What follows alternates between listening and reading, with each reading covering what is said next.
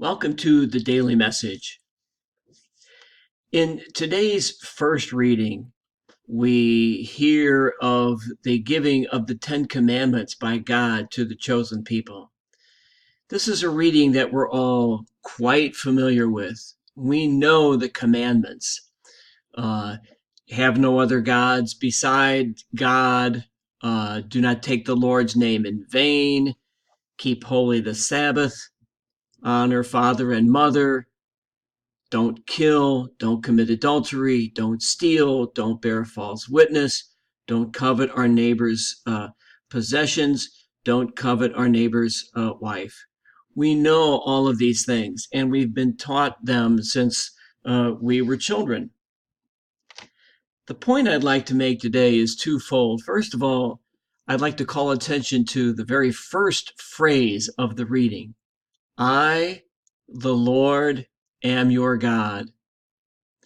If we can ingrain that belief into our minds and our hearts and our souls that the Lord is our God, then keeping the commandments is easy because our lives will be oriented toward God and not toward all those other things that sometimes appear to be good, but really are not.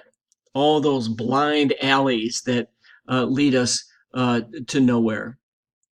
Second, the commandments often are presented as though they are constraints upon our behavior, that they somehow restrain us or hold us back.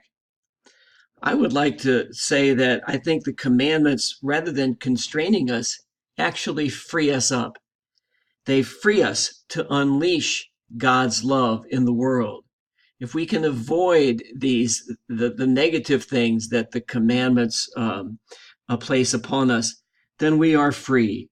We are free to recognize that the Lord is our God, and we are then free to unleash the love of God, to set it free from our souls and set it free in the world.